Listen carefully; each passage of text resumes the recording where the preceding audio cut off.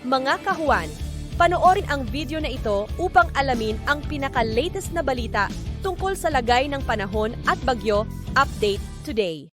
Sa ngayon po ay wala tayong binabantayan na low pressure area o bagyo sa loob at labas ng ating Philippine Area of Responsibility, kaya asahan po natin magpapatuloy pa rin ang mainit na panahon sa malaking bahagi ng ating bansa.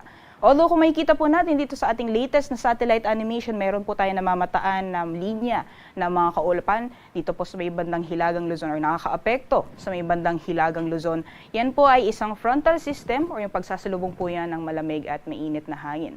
At dahil po sa frontal system, maaaring maranasan po yung mga pagulan dyan po sa ilang bahagi or ilang probinsya ng Northern Luzon ngayong araw. Meanwhile, for the rest of the country, nakita po natin na magiging maaliwalas po ang panahon ngayong araw, liban dito sa may western sections ng Mindanao area. Dulot po yan ng epekto ng easterlies. Ito pong mga kumpul na kaulapan na mamataan po natin sa may bahagi ng Zamboanga Peninsula, gayon din sa Basilan, Sulu at Tawi-Tawi, ay dulot po ng epekto ng easterlies. Kaya asahan po natin dyan sa mga nabanggit na lugar, mararanasan din po yung mga pag-ulan ngayong araw.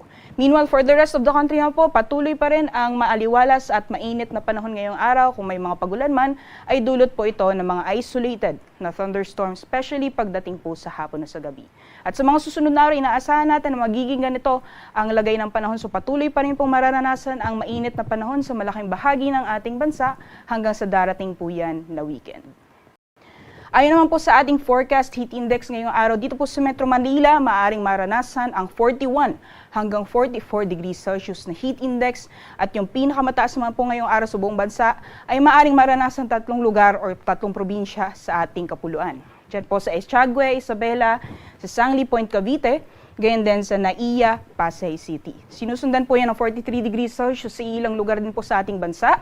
Dagupan City, Pangasinan, Tuguegarao City, Cagayan, Subic Bay, Olongapo, gayon din sa San Ildefonso, Bulacan, Ambulong, Tanawan, Batangas, San Jose, Occidental Mindoro, gayon din sa Dipolog, Zamboanga del Norte. At maaaring maranasan din po ang danger levels or mga 42 degrees Celsius pataas na heat indices values. Karamihan po yan sa Central Luzon at iilang bahagi ng Mimaropa. So manatili po tayong hydrated ngayong araw at kung lalabas po tayo ng ating mga tahanan ay panigurado pong magbaon po tayo ng payong. Para naman po sa kalagayan ng ating karagatan ngayong araw, wala po tayong gale warning or babala sa matataas mga pag-alon, kaya malaya po makalayag ang ating mga kababayan ngayong araw.